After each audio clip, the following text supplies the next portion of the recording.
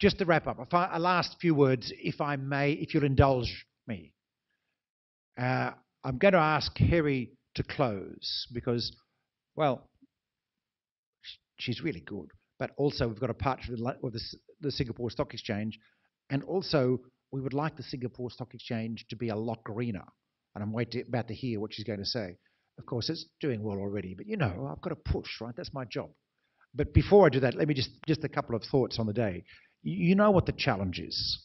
You've heard a lot about that. And in fact, what's been really interesting for me in this trip has been hearing the head of the MAS talk about it in language which is, hey, that's my language. What's going on here? And hearing, in fact, the government, the Deputy Prime Minister mostly talking about this recently. It is a severe challenge, though, and time is very short. Capital is needed in spades. It really is. You know, we have to invest. We can't do this with just government changing a few rules. Even though that's necessary, we have to actually build a whole lot of stuff. We're going to have to change the ports of Singapore so they store safely and use ammonia for ships and stop with bunker fuel. It's got to go. And not in 40 years' time. It's got to go much faster than that. Not to mention prepare Singapore for the changed climate they're going to experience. Heat, floods, storms, all those sorts of things. There's a lot to be done. But the capital's there. We have it in spades on our planet. It's one of the things that gives me hope. We are so lucky. Well, it's a weird thing to say in the context of that kind of challenge, but we are so lucky because we have the capital. We've done really well in the last 50 years of creating these pools of patient capital, institutional investment around the world, and it's underemployed. Since 2008, it finally gave up on empty apartments in Las Vegas and has been sitting around in cash management trusts and German bunds, getting a negative interest rate, by the way, and it needs to be put to work. So we do have the capital. We've proven the capital will move. That's why we've got nearly 20% of bonds on the stock exchange here listed as being ESG, thematic, and green already. The money will move if we give them. The problem is the pipeline of deals. So the 3 steps for me. Clarity is important. We have to understand the ambition. If we don't understand the necessary ambition, we make the wrong decisions about what to do. If you don't understand how high the floods are going to be, you're going to build a seawall down here and you'll still get flooded.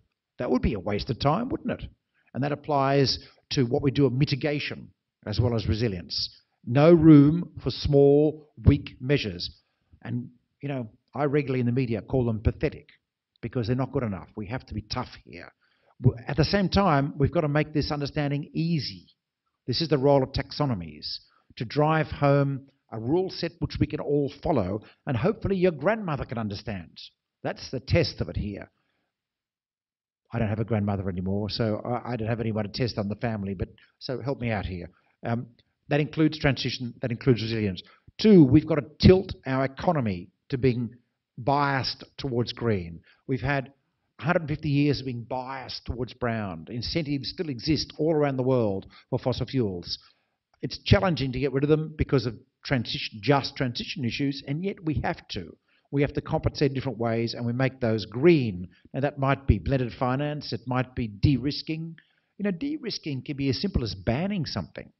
If a government were in Singapore to ban the future sale of petrol-based cars, well, you would immediately de-risk every electric vehicle manufacturer selling here. It'd be like, boom, like that, right? There's no money involved for the Singapore government.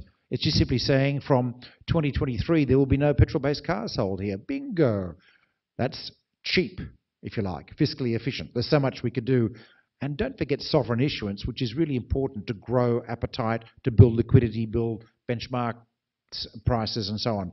But 3, and I want to stress this, we need to develop a pipeline. We need to require imagination. We need to be thinking creatively about what do you do and turn it in to live deals at scale.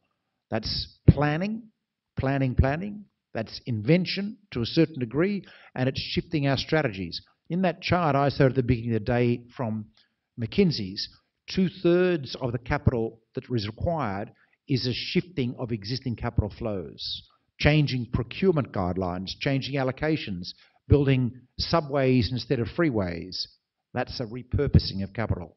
But that requires a bit of thinking. That's what we have to do. Oh, well, it's easy, really, Harry, don't you think? Very, very. Sean, you make it sound so easy. Yes.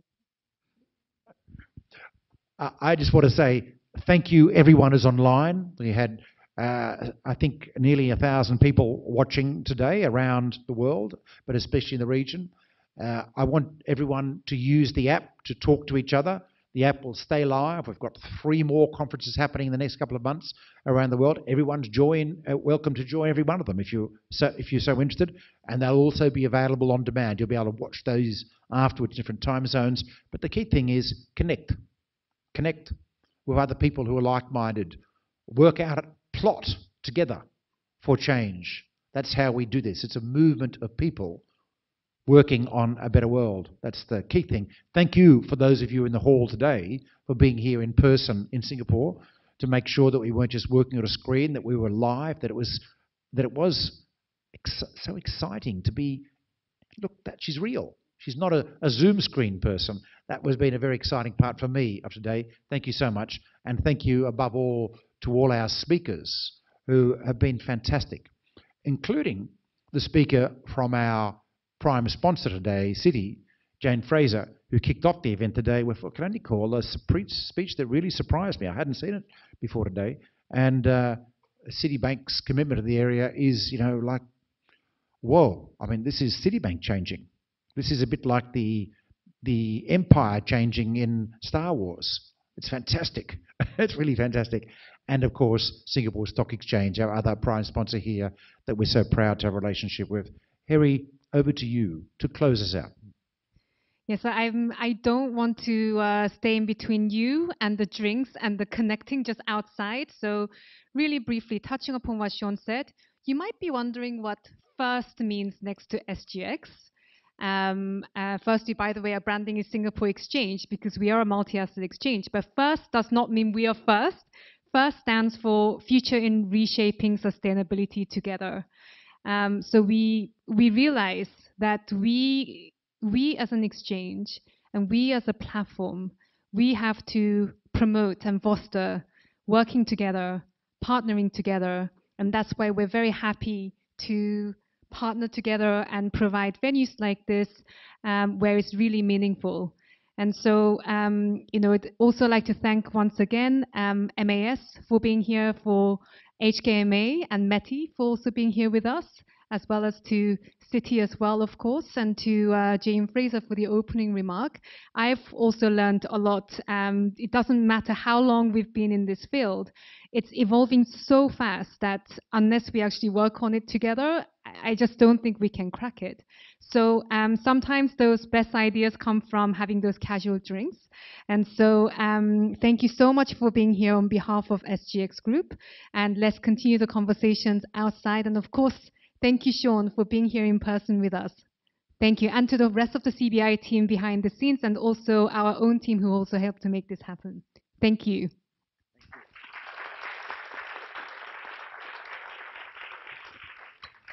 We'll see you outside. And special thanks to the online team. There's a huge online crew around the world. Great job for everyone. Thank you.